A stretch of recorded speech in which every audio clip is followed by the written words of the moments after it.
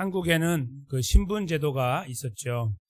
특별히 구한말 때 그 신분 제도로 인해서 많이 혼란들이 있었고 어려움이 참 많았었습니다. 당시에 1860년대 그때 이제 보면 그 7가지 이런 말이 있어요. 7천반이라고 하는 게 있어요. 7가지 천한 백성이다. 이제 그런 그 구별된 무리다 이런 말인데 포졸, 광대, 고리장, 무당, 기생, 갑바치, 그 다음에 백정이 이 7천반에 들었습니다. 백정은 어느 정도까지 심했냐면요. 인구조사할 때 제외가 됐어요. 그러니까 사람 취급이, 이건 개하고 돼지하고 똑같은 거예요. 그 다음에 거주지도 제한이 되고 상투를 올릴 수가 없었어요, 남자들은. 그 무슨 의미냐면 상투를 올린다는 말은 어른이 된다는 말이었잖아요. 이 사람은 나이가 80이 돼도 애라 이거예요.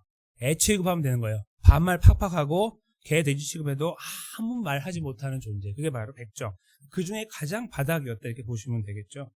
여기 지금 제가 사진을 하나 갖고 왔는데 당시에 백정들 사진이에요. 저 왼쪽에 저렇게 위에 옷을 다 벗고 있는 저분들이 이제 백정들인데요. 이 백정으로 태어난 사람이 있어요. 근데 당시에 박성춘이라고 하는 분이에요. 그러니까 백정 박성춘이죠. 1862년에 태어났는데 뭐 백정으로 태어났으니까 백정하고 결혼하고 이제 백정하고 이렇게 살고 있는데 이분이 예수님을 만났어요. 몸에 문제가 있어가지고 이제 선교사가 운영하는 이제 그 의료소에 갔다가 이제 병이 나으면서 예수님을 만나게 돼서 백정이 이제 예수님을 만나는 일이 이제 이 사람을 통해 더 많이 벌어지게 된 거예요. 예수님 믿으니까 신분이 바뀌더라 뭐 이런 이야기들 했겠죠. 야, 기독교에 가니까 소망이 있더라 뭐 이런 말을 했겠죠. 그래서 많은 사람들이 이제 백정들이 이제 그분을 통해서 믿게 돼서 이분이 나중에 장로님이 되세요. 기가 막힌 일이죠. 그러니까 이게 무슨 신분이 올라갔다 이런 게 아니라 이 존재가 바뀌어버리는 기가 막힌 일이 벌어지게 됐고, 이제 지금 이야기의 끝은 그게 아니에요. 이분의 아들이 있었어요. 봉출이라고 불렀어요. 원래 이 이름 나중에 보니까 이름이 봉출이 아니고 박서양인데, 그냥 봉출이라고 부른 거예요. 그게 이제 그냥 그 아주 비천한 이름이라고 그래요. 근데 그렇게 불렀는데 나중에 알고 봤더니 박서양이라고 하는 아들을 이 박성춘이라고 하는 분이 예수님 만난 다음에 야, 아들을 이렇게 키우면 안 되겠다. 얘도 예수님 만나게 하고 그 다음에 예수님 믿는 사람으로 살게 해야지라는 이제 포부가 생겼어요. 그래서 그 선교사님이 운영하는 당시에 이제 사무엘 무어라고 하는 분이 운영하고 있는 예수교 학당이 있었어요. 그 예수교 학당에 이 아들을 보내게 돼요. 그래서 거기서 이제 글자를 익히고 이제 백정이 그렇게 발전하게 된 거예요. 이제 그분은 다 웰컴하고 받아줬으니까. 그러다가 이제 이분이 거기에서 옮겨가서 이제 세브란스 병원의 전신, 그 세브란스 의학교에 입학을 하게 돼서 1908년에 김필순, 홍석후라고 하는 두 분과 더불어 대한민국 최초 의사가 돼요. 자, 그러면 이제 이 신분이 저 개 돼지에서 사람이 아니라 저 위까지 올라갔잖아요. 당시의 의사라고 하면 신과 같은 존재인데 그 위까지 다 올라간 거예요. 그러니까 아버지의 소원도 이루고 아버지 장로님 되시고 교회에서 이야, 이 완전히 새로운 인생을 사니까 이제 멋들어지게 한번 살아보자라고 하면 되죠. 누가 뭐라고 하겠습니까? 죽을 힘을 다해 혼자 공부해가 여기까지 왔는데. 근데 이분이 그 삶을 다 포기해버리고 간도로 이주를 해요. 그래서 거기서 독립운동을 이제 하게 되죠. 나중에 그 2008년에 그 건국 포장을 받게 돼요. 이분이 이제 뭐 돌아가신 다음에 추서가 된 거지만 이 이야기가요, 오늘 본문의 이야기를 그대로 담고 있습니다. 이 본문 이야기를. 이 한 사람을 의사로 만들기 위해서 박서양이라는 한 사람이 잘나서 된 게 아니에요. 결코 아니에요. 나도 피땀 흘렸습니다. 그거는 그 다음 하는 이야기고, 여기까지 네가 오면 안 되는 존재예요. 우리 오늘 집사님 기도하신 거예요. 부당하다는 표현이 너무너무 감동적인 표현이에요. 그렇죠? 집사님 기도하실 때 부당한 은혜를 받았다. 이건 나한테는 이게 해당되지 않는 거, 내가 받으면 안 된다 이 말 아니에요? 이분이 그런 거예요. 원래 태어날 때 그러면 안 돼. 나는 그냥 이렇게 개 돼지로 살다 죽어도 여한이 없는 존재, 이렇게 하고 그냥 가면 되는 사람이 여기까지 왔어요. 거기에 많은 사람들의 희생이 들어간 거예요. 선교사님이 있었죠. 그 서포트하는 많은 사람들이 있었죠. 재정적으로, 환경적으로. 그 모든 서포트를 다 가지고 여기까지 왔어요. 이름 없는 수많은 서포트를 받으면서 왔어요. 가장 큰 서포트가 뭐죠? 하나님이죠. 하나님께서 그를 붙잡아서 변화시키고 그리스도를 만드시고 세워주시고 그리스도의 마음을 넣어주시니 그가 안락하게 사는 것을 도무지 받아들일 수 없는 거예요. 나라가 이 모양 이 꼴인데 그는 목숨을 걸고 독립운동에 뛰어들게 된 거죠. 은혜라는 것이 그 안에 작동하고 있어요. 이 그를 이렇게 구별하여 은혜를 베풀어 주신 하나님의 손길과 수많은 사람들의 노력들이 거기에 함께 쏟아 부어 있는 것을 보게 돼요. 그래서 그 사람을 보면 한 사람을 이렇게 만들기 위한 과정이 이렇게 머릿속에 딱 스쳐 지나가면서 거기에서 오는 무게를 느낄 수 있어요. 무게. 그러니까 결국 가볍게 혼자 노력으로 뭐 아둥바둥 하니까 여기까지 왔네요. 이런 거짓말이 아니라 진짜 다 까서 보면은 거기에는 엄청난 희생들이 함께 동반되어 있었음을 확인하게 돼요. 오늘 저희가 이 읽은 본문은요, 원래 이제 1절부터 보시면 이제 잘 아시겠지만 들어보셨겠지만 나실인이라고 하는 존재에 대한 내용이 나와요. 나실인. 저기 갑자기 처음 등장하는데 여기 뭐 구체적으로 많이 이렇게 딥하게 생각할 필요 없는 거예요. 나실이라는 한 단어, 히브리어 단어는 뭐냐면 구별이다 그런 말이에요. 간단하죠? 그러니까 뭐 나실인이 뭐지? 이렇게 생각할 필요 없이 그냥 구별된 사람 이렇게 생각하시면 심플하고 끝나요. 복잡하게 생각하지 않으셔도 됩니다. 나실인, 즉 하나님과 뭔가 약속을 해요. 그런 다음에 구별을 해요. 어느 정도 내가 지금부터 앞으로 제가 1년 동안 이런 일을 하겠습니다. 뭐 이런 약속을 하는 거예요. 그런 사람들을 나실인이라고 불러요. 구별된 사람 이렇게 불렀거든요. 그래서 이제 나름 전부 달라요. 사람마다 전부 다른 기간을 정하고 하는 어떤 그런 것들을 이제 하나님하고 약속을 하고 진행하는 거예요. 그 내용에 1절부터 12절은 어떤 걸 말해주고 있냐면 나실인이 되면 이런 절차를 밟아야 된다는 설명을 해요. 먼저. 근데 오늘 본문 13절부터 이제 20절 저희가 읽은 본문까지는 뭐냐면 나실인의 그 역할을 해제하는 과정이에요. 그러니까 처음 앞부분은 나실인이 되기 위한 과정, 그 다음에 나실인으로서 시간을 보낸 다음에 이제 시간이 딱 찼으니까 이제 돌아오는 과정, 정상인으로. 그 두 가지가 이제 구성이 되는 건데 오늘 본문은 돌아오는 과정에 다 읽을 수가 없기 때문에 그런 거죠. 근데 앞으로 이제 그 나실인으로 살겠습니다 다짐한 다음에 하나님이 말씀하시는 규정들이 있는데 그것이 아주 대단합니다. 그 중에 한 가지가 포도주에 관련된 거예요. 그러니까 3절, 4절에 나와 있는데 제가 이제 읽어드리겠습니다. 성경 있으면 보셔도 되고요. 포도주와 독주를 멀리하며 포도주의 초나 독주의 초를 마시지 말며 포도즙도 마시지 말며 생포도나 건포도도 먹지 말라. 야, 기가 막히지 않으세요?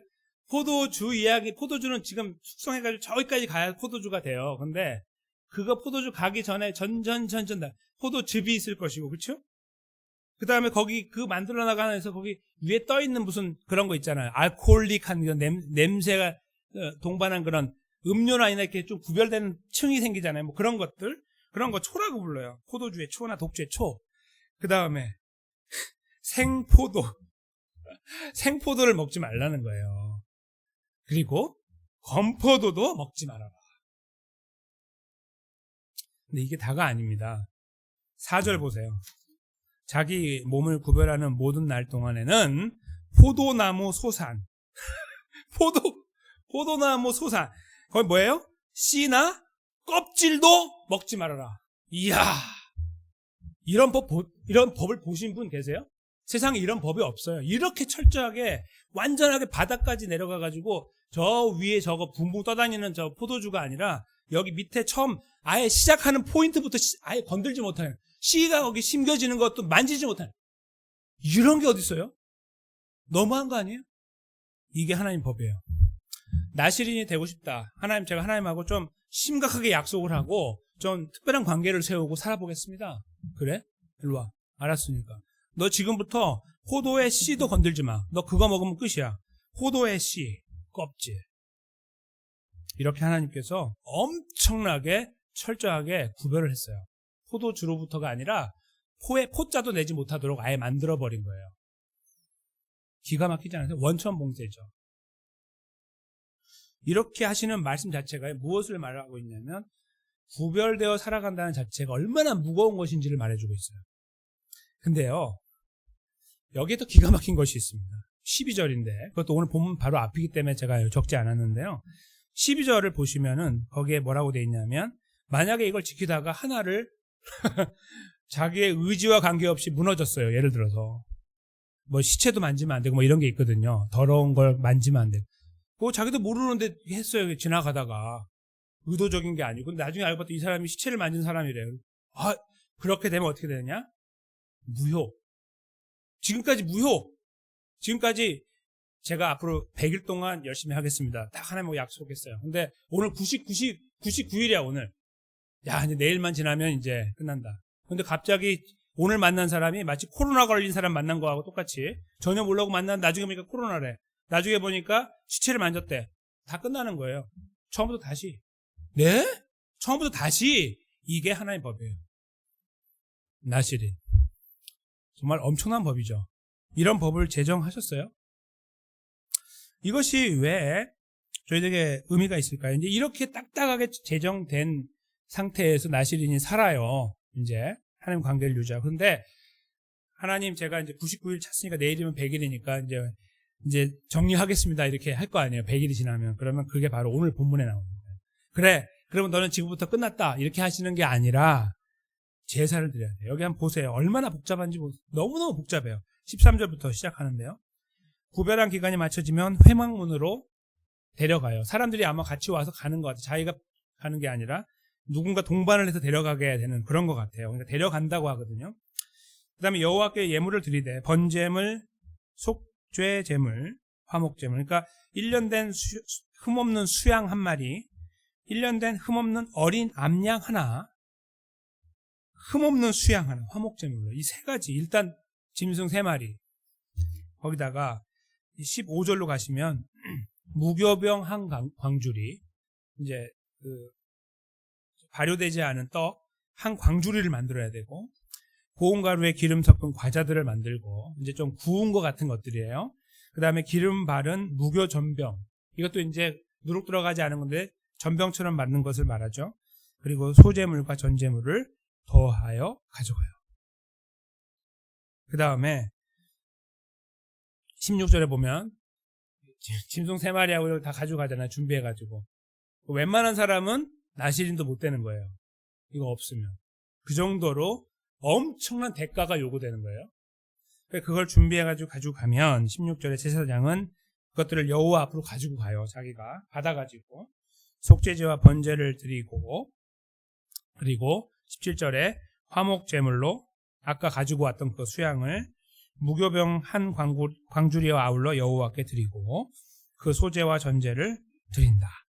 이제 가지고 온 거 다 준비해가지고 드리게 되는 거예요. 그 과정을 다 지켜보고 있고 이 사람은. 근데 그게 다가 아니고요.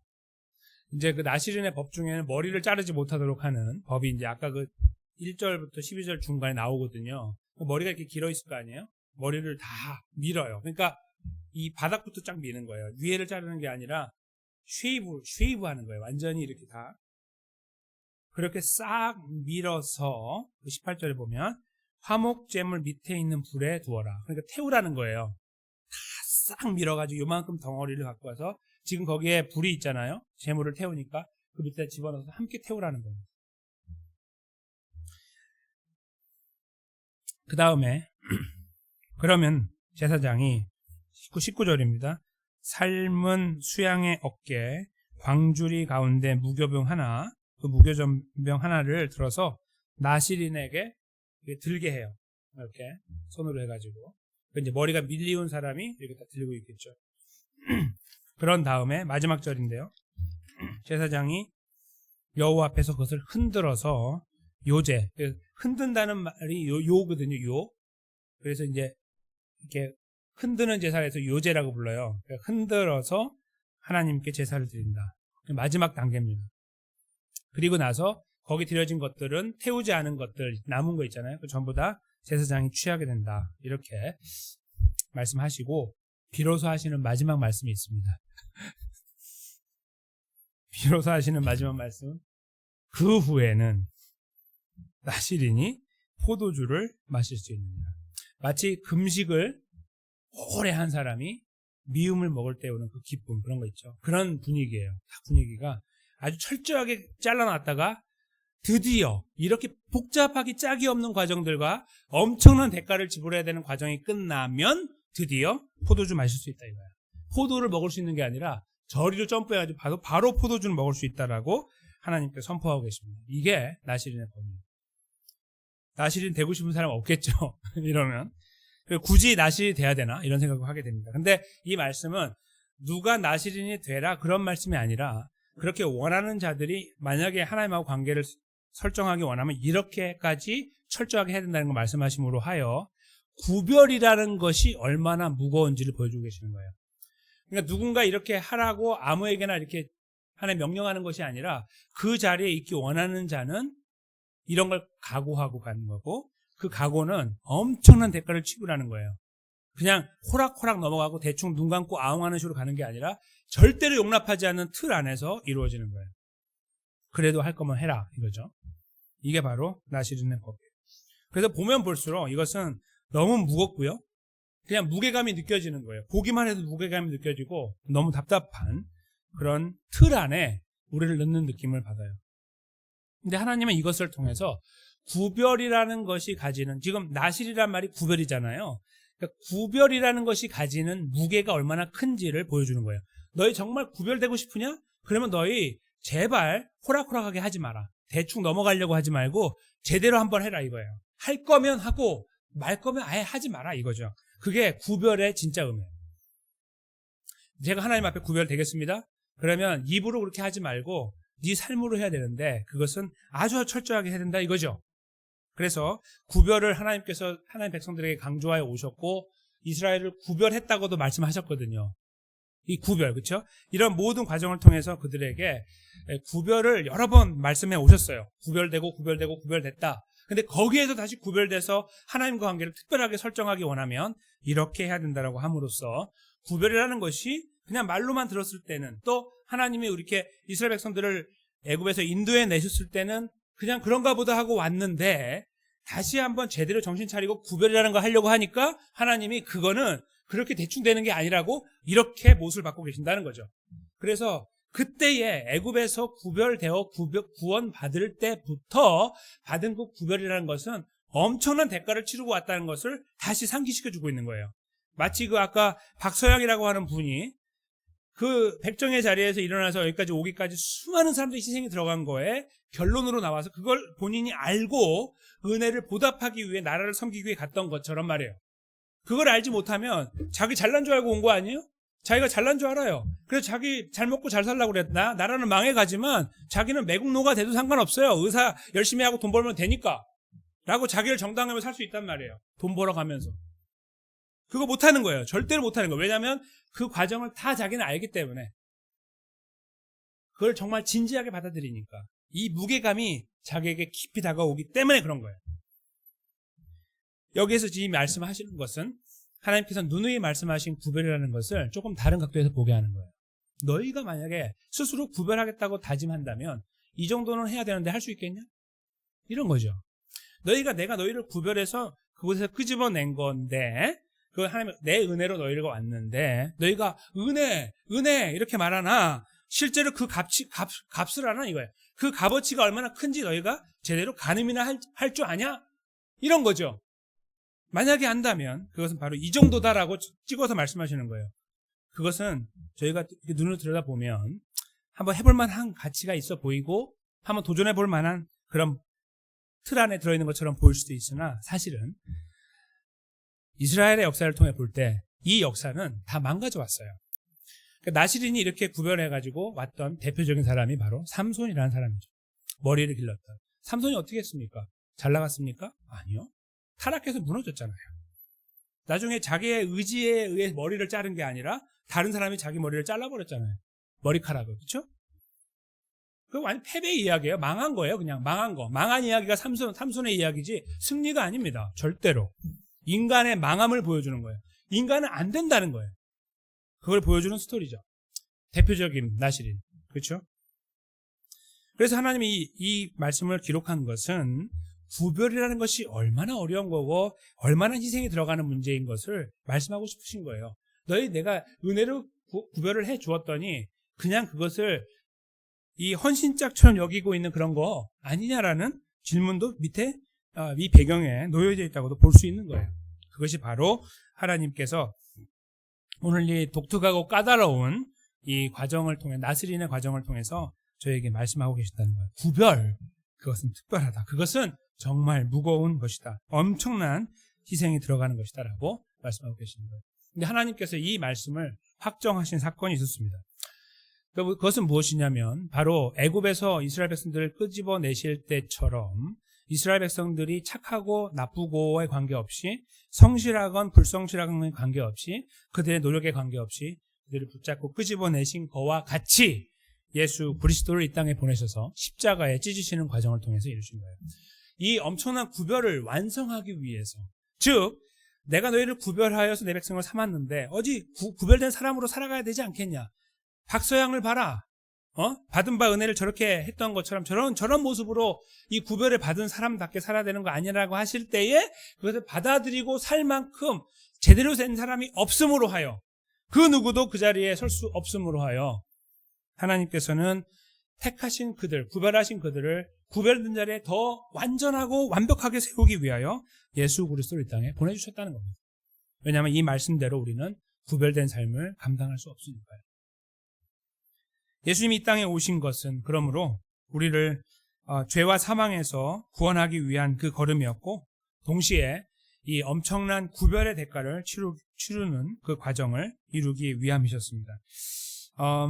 저희가 지금 읽으려고 하는 말씀이 로마서 8장 3절에서 4절 말씀인데 이 말씀을 읽으면 예수님의 그 걸음에 대한 이 구별된 것을 완성하기 위하여 걸어가셨던 예수 그리스도의 희생을 읽어낼 수 있습니다.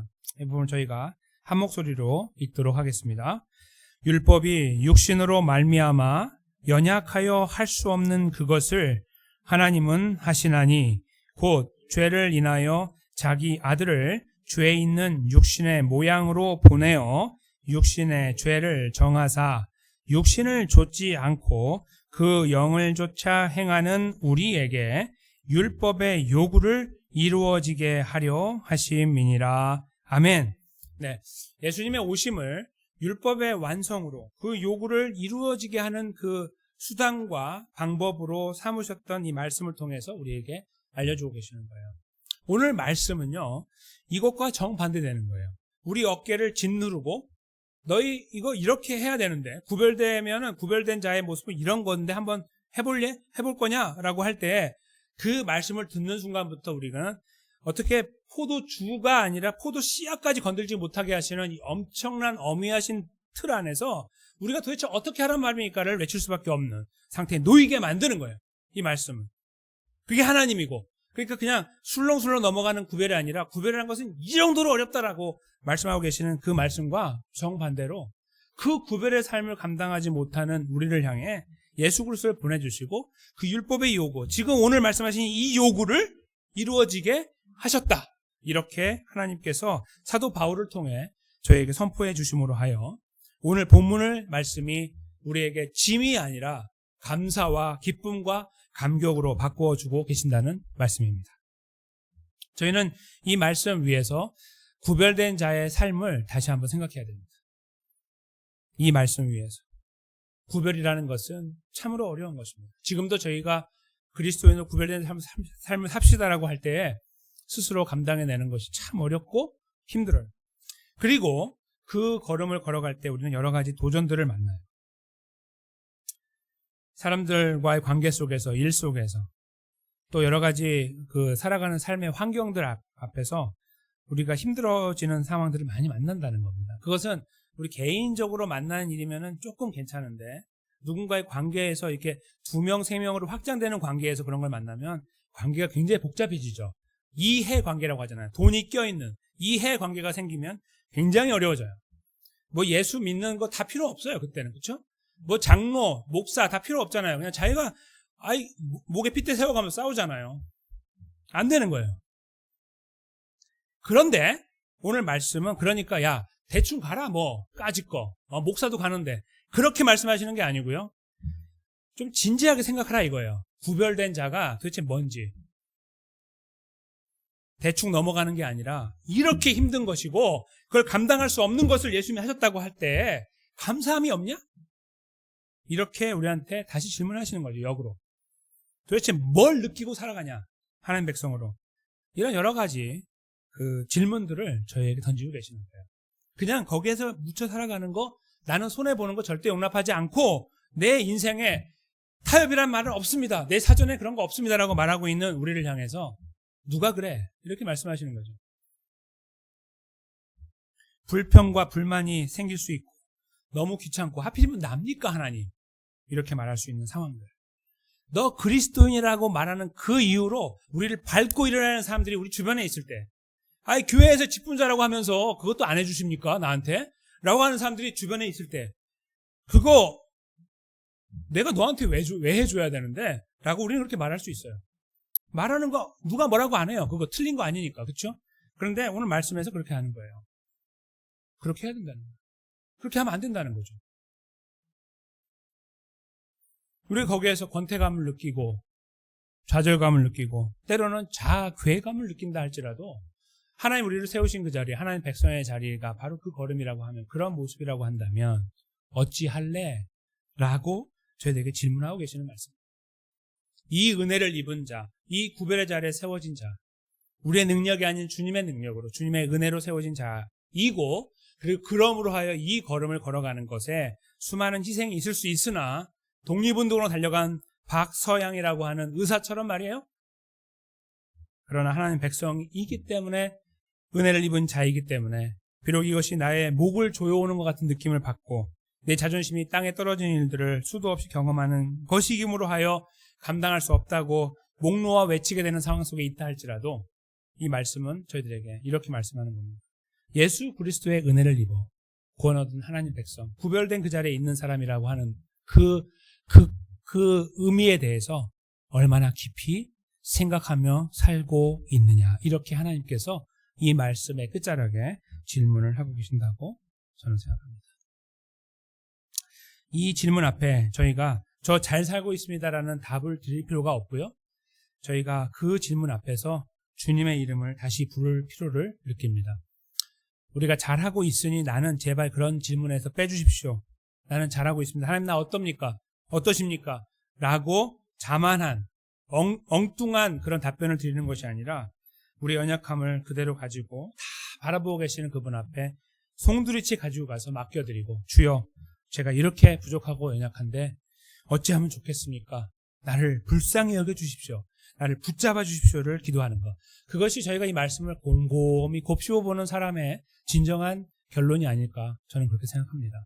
저를 포함하여 우리 모두가 이 말씀 앞에 정말 구별이 갖고 있는 이 무게는 엄청난 것이고 그 무게를 지탱하기 위해 우리 예수님이 오셨고 우리를 위해 그 모든 것들을 감당해 주셔서 우리는 더 이상 이제 이 짐 같은 문제 앞에 서 있지는 않으나 이제 그 은혜라는 감사 앞에 서서 은혜라는 이 사실 앞에 서서 그 걸음을 향해 달려가야 되는 포기하지 않고 걸어가야 되는 그런 더 강력한 하나님의 그 요구를 받들어야 되는 것이 아닌가 생각하는 것입니다. 사랑하는 성도 여러분, 나머지 3일간의 걸음을 걸어가실 때에도 우리에게 어떠한 일들을 만날 수 있고 만날지 모르고 또 감당하지 못하는 감정에 휩싸일 수도 있겠지만 그 상황 속에 우리의 의지가 아니라 그 상황을 만나서 우리가 실패한다고 할 때 예수님의 이름을 부릅시다.